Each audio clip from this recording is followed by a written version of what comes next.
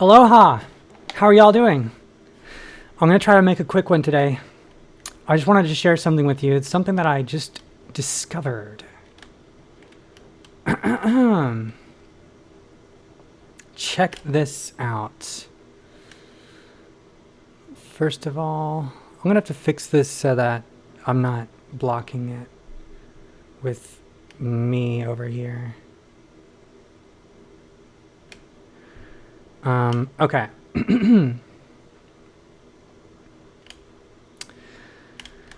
So we pumped. I've been holding on to this trade, right? Since over here, this is where I got in on the second dip.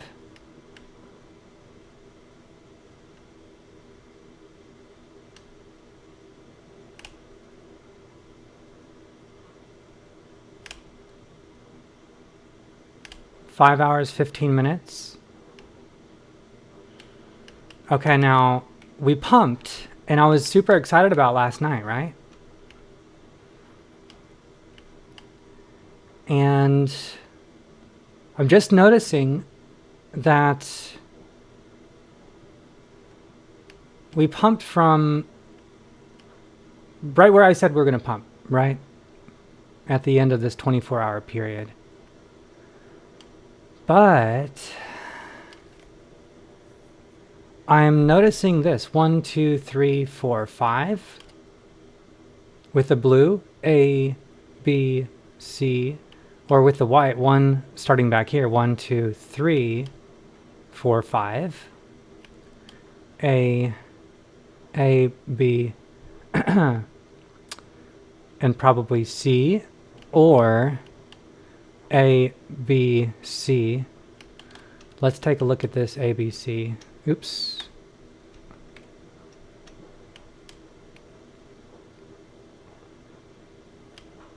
Granted, this is a smaller move, so I'm not expecting the ABC to be so spread out like this one, A, B, C, where this takes place over a 14-hour period, because let's look at the pump itself.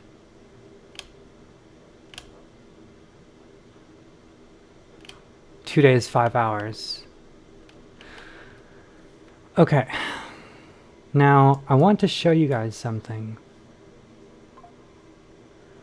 If we were to analyze this pattern right here, consolidation, pump, consolidation at a higher price point.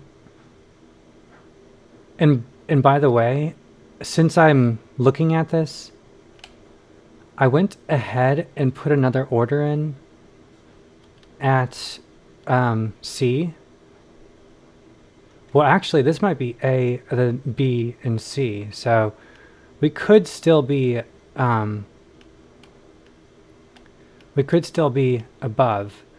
I'm just expecting it to be up here,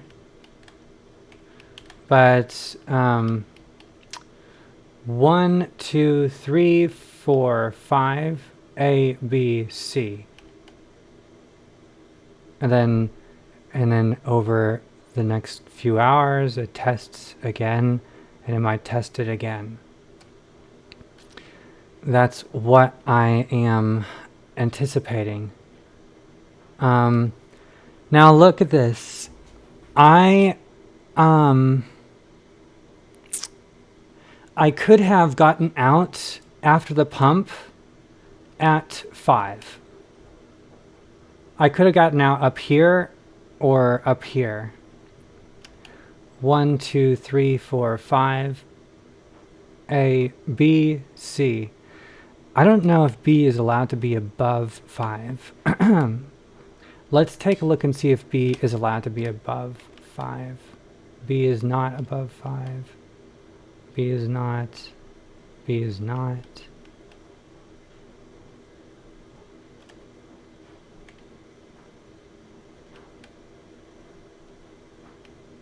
B is very close.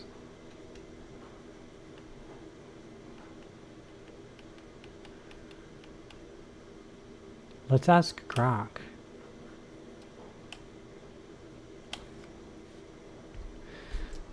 In the Elliott wave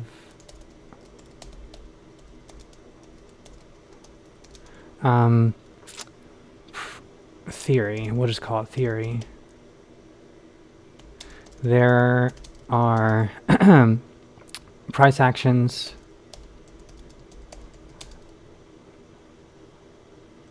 that range from 1 to 5. Then there is an ABC correction. Then consolidation. Is B allowed to be above 5 in the Elliott wave theory?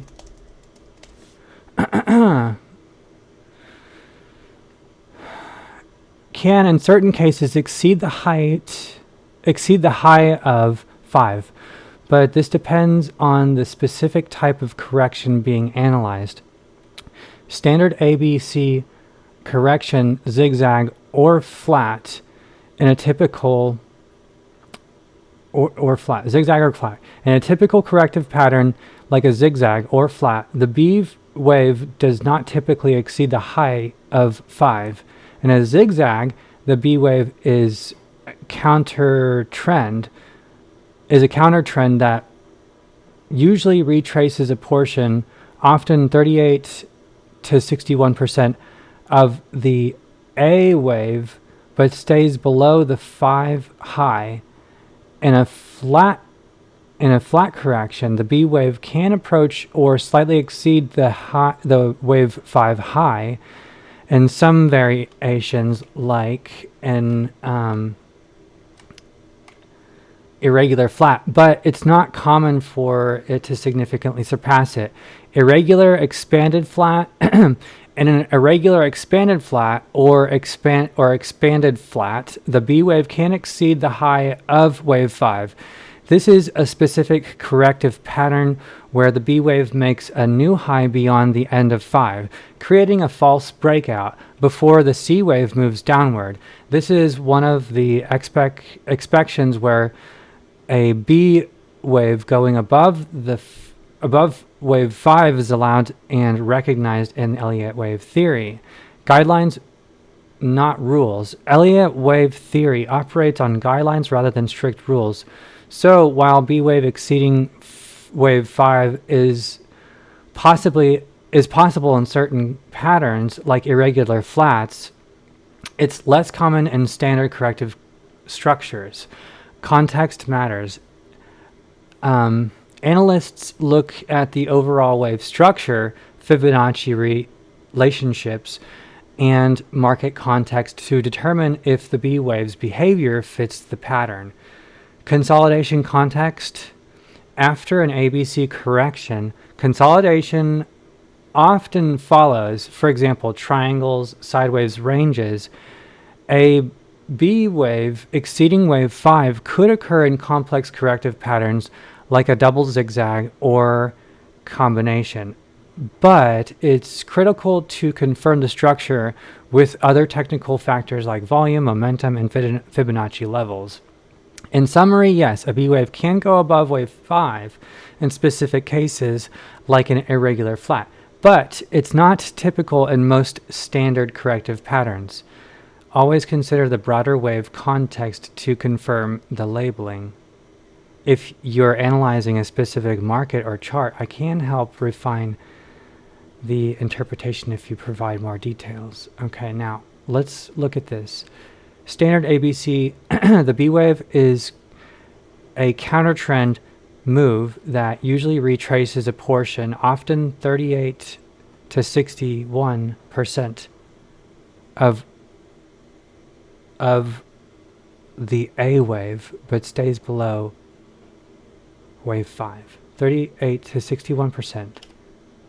Fibonacci retracement, 38 to 61% of wave A.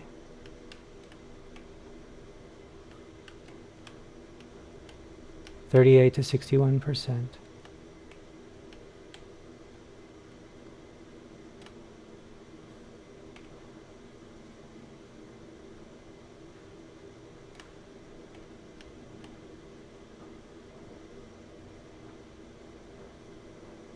A. Where's the Fibonacci retracement? 5.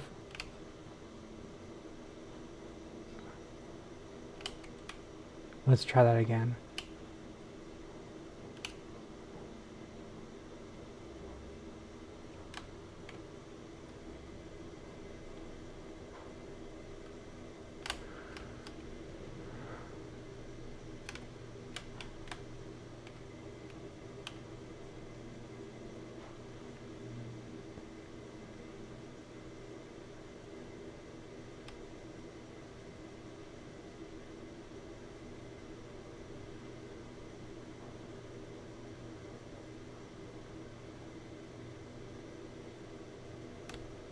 Where's the percentages?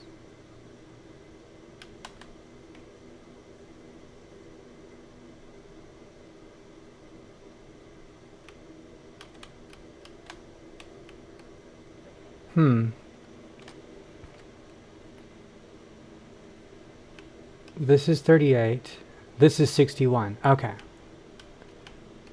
So 0.61 is the 61%. Now we're looking at, let's get this out of the way and move this over. And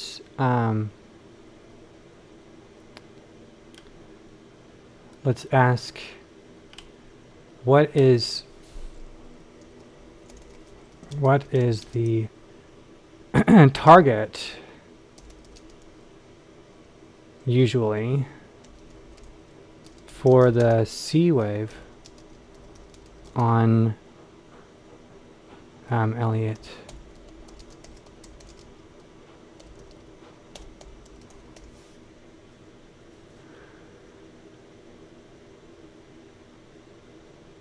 %100% of A. Okay. Common zigzag correction, common target in a zigzag, the C wave is typically equal to the length of equal in length to the A wave, a 1-to-1 ratio, or 100% of wave A. This is the most frequent target. Fibonacci extensions, C often reaches 61.8 to 100% of the length of A measured from the end of the B wave. Okay, that makes sense. So measured from here, from the end of B wave. Okay, let's just check that again. From the end to 5.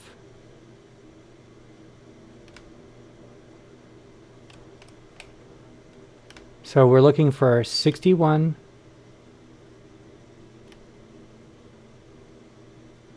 to 100%. Well, that doesn't make sense, because look at what has been provided in terms of the target estimate in this built-in tool.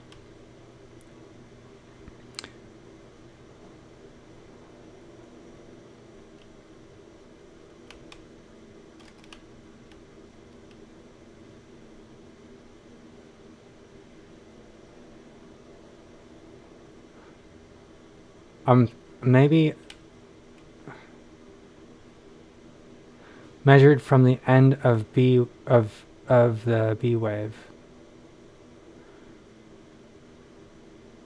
Measured from the end of B wave. So A, B.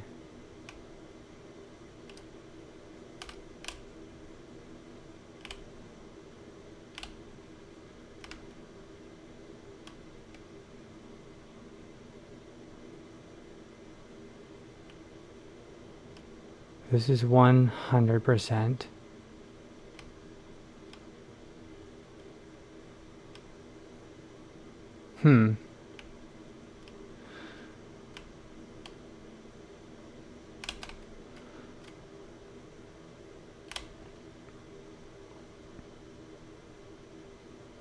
Okay, can you show me an example of what this looks like?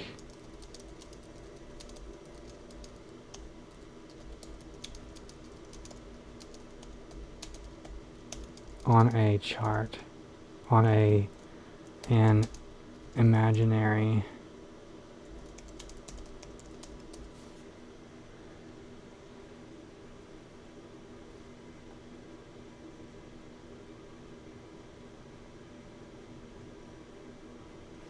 Now, can you make a picture of this?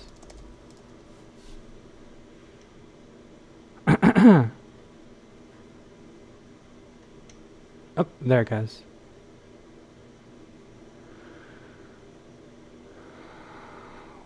Okay, so one.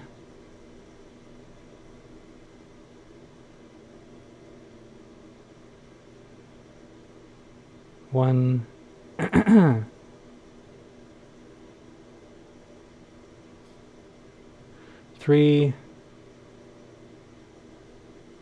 What?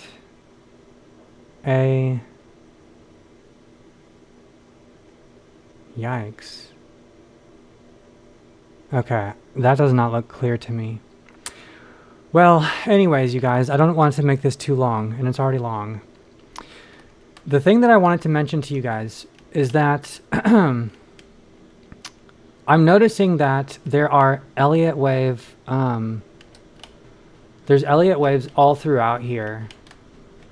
And it makes sense to shave in and out.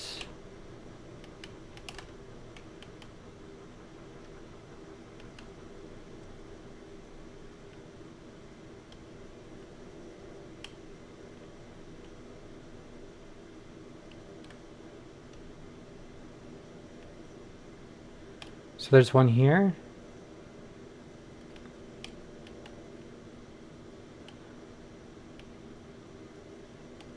Three, four, five, A, B, C. 5, A, B, C.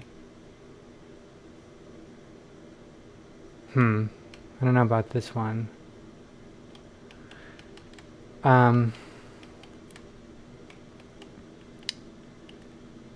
If I'm just trying to spot these,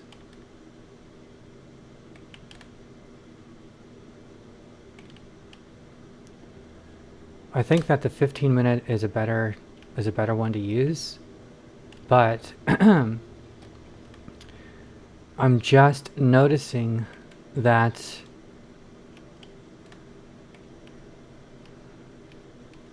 in this consolidation period I could be shorting and longing,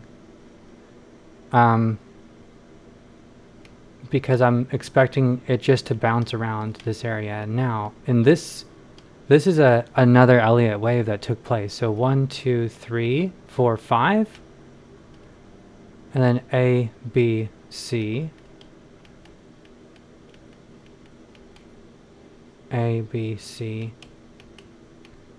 or it's 1, 2, 3, 4, 5, A, B, C, and now we touched it again, and now we might touch it again. And that's why I have my buy order in. But I'm just noticing this because this was a nice pump, and I could have taken a nice chunk of profit inside of this region right here, and planned on. Oops, I could have planned on it coming down, and then like buying in again, because wait a second, XRP. Coinbase. There we go. Because look at my entry. It's like my entry would have moved up to not even that much. It would have moved up to there. With as much money as I'd be playing with in that instance, it would have moved up just slightly. So I'm just making a mental note of that because I'm expecting this to kind of come back down and test it again before it pumps again. Late tonight, tomorrow, whatever. So I want to take advantage of that and not just be so stingy and play like the whole swing, you know, and nothing but the swing. So if I get in here, I could have played this again, you know, just expecting it to come down. But if I didn't want to risk that, because there's a chance that it could not come back down, then I could wait for the next Elliott wave, 1, 2, 3, 4, 5, or it starts here, 1, 2, 3, 4, 5, A, B, C, and then I'm planning on it coming back down and touching C again. And I could potentially up here take a short position, just because I don't necessarily want to take I don't necessarily want to sell any of my long up here. I'd rather take a short and play the short. And if it doesn't come all the way back down to C, then I can just get out. But I can play that short. So, yeah, y'all. I just wanted to share that with you because this was an opportunity to make $5,000. And I could have like stacked up a little bit. And I'm anticipating this to be going on the whole ride up to $4.20. So before it goes parabolic and starts taking off and having crazy pump days, if it's not a pump day and we do get a pump, but it's not like, you know, parabolic, then I'm going to be looking for this and potentially selling a little bit out here and getting back in and raising up my entry slightly, and then taking a short and then getting out of the short, maybe even adding to my entry, and then maybe if I'm feeling confident it's going to come back down again, so like take a short here, take a short here. So anyways, I'm going to be looking for a short, and I'm going to be looking for some kind of bearish divergence. And hey, look at this. In terms of bearish divergences, look at this. Bearish divergence after bearish divergence after bearish divergence. I mean, this is like textbook. I would have, if I was looking at the charts and I wasn't at the gym, I would have gotten into a short here. And if it came back, if it just came down a little bit and it came back up, I would have gotten out of the short. And then if it came back up to here and starts turning around, you betcha I'm getting back into that short. And then it just came plummeting down. That would have been an awesome short. So guys, divergences, look at this bearish divergence right here, regular divergence. Boom. So anyways, y'all, we're on our way to 14, what was it? 14,780,000. So we're on our way. And and yeah, so Keep it up, you guys. So that's all I wanted to share with you guys. I'm gonna make some vegetable broth and have some spirulina and and just kind of hang out to myself because I haven't really gotten to do that yet today. Love you guys. Have a wonderful day, and I'll talk to you later. Bye.